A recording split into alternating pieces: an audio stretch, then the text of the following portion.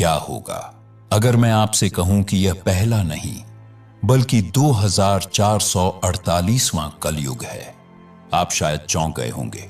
हमने तो हमेशा यही सुना है कि 4 युगों का चक्र अभी पहली ही बार चल रहा है और हम इसके आखिरी सबसे अंधकार वाले युग यानी कलयुग में हैं। यह बात सच है, लेकिन यह पूरी सच्चाई नहीं है।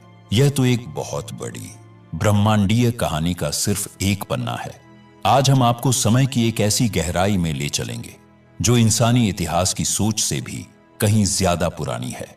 हम उन प्राचीन गणनाओं को खोलेंगे जो हमारे धर्म ग्रंथों में हजारों साल से मौजूद है। हम ब्रह्मा के पूरे गणित को समझेंगे और इस वीडियो के आखिर तक आप इस ब्रह्मांड को और इसमें अपनी जगह को एक बिल्कुल ही नई नजर से देखने लगेंगे।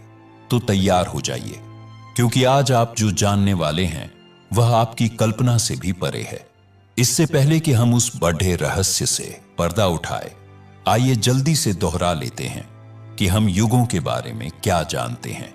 हिंदू धर्म ग्रंथों के मुताबिक समय सीधा नहीं बल्कि एक चक्र में चलता है। इस चक्र में 4 युग होते हैं। पहला है सतयुग यानी सत्य का युग। यह 17,28,000 साल का होता है। इस दौर में धर्म अपने चारों पैरों पर खड़ा होता है और हर तरफ सिर्फ अच्छाई और पवित्रता होती है।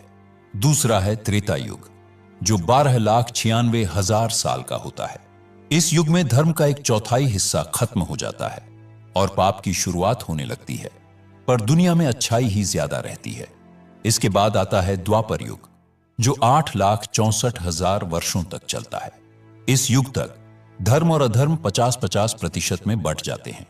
और आखिर में आता है कलयुग, अंधकार का युग, जिसमें हम अभी जी रहे हैं। इसकी अवधि 4,32,000 साल है। पुराणों के अनुसार इसकी शुरुआत 3,102 ईसा पूर्व में तब हुई जब भगवान कृष्ण ने इस धरती से विदा ली। इस युग में अधर्म, लालच और हिंसा अपने चरम पर होती है। इन चारों युगों को मिलाकर बनता है एक महायुग जो कुल 43,20,000 मानव वर्षों का होता है। यही वह पारंपरिक समझ है जिसे हम सब जानते हैं। लेकिन कहानी यहां खत्म नहीं होती, बल्कि यहां से तो असली कहानी शुरू होती है। एक महायुग का यह चक्र असल में एक बहुत बड़ी घड़ी का सिर्फ 1 सेकंड जैसा है। उस घड़ी को ब्रह्मा का समय कहते हैं। हमारे पुराणों में समय की एक ऐसी गणना दी गई है जो अविश्वसनीय रूप से विशाल है। इस गणना के केंद्र में है सृष्टि के रचयिता स्वयं ब्रह्मा। जैसे हमारे दिन और रात होते हैं, वैसे ही ब्रह्मा के भी होते हैं। ब्रह्मा के एक दिन को कल्प कहा जाता है और ब्रह्मा का सिर्फ एक दिन यानी एक कल्प हमारे 4,32,00,00,000 सालों के बराबर होता है।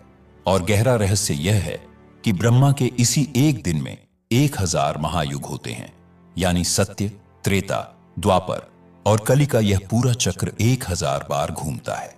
इसका मतलब है कि ब्रह्मा के हर एक दिन में 1,000 सतयुग, 1,000 त्रेता युग, 1,000 द्वापर युग और 1,000 कलयुग आते जाते हैं। अब उस शुरुआती दावे पर लौटते हैं। ग्रंथ बताते हैं कि ब्रह्मा की आयु 100 दिव्य वर्षों की है और हम अभी ब्रह्मा के 51वें साल के पहले दिन में हैं। इस मौजूदा कल्प का नाम श्वेत वाराह कल्प है। इसका सीधा मतलब है कि ब्रह्मा के 50 साल बीत चुके हैं। जरा सोचिए, उन 50 सालों में कितने कल्प आए होंगे और हर कल्प में 1,000 महायुग। अब बात करते हैं हमारे आज की।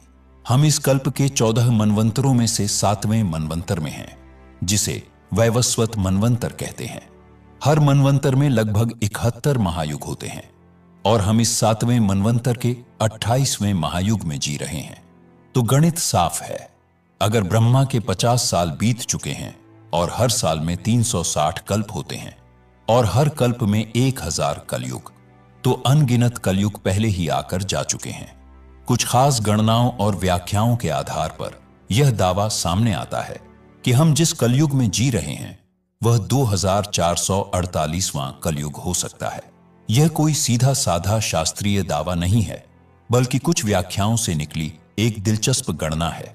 यह सोचना कि सब चीज बार बार होती है आपको हैरान कर सकता है, लेकिन हमारे ग्रंथों में एक ऐसा पात्र है जो इन चक्रों का जीता जागता गवाह है। उनका नाम है कागभूषुंडी।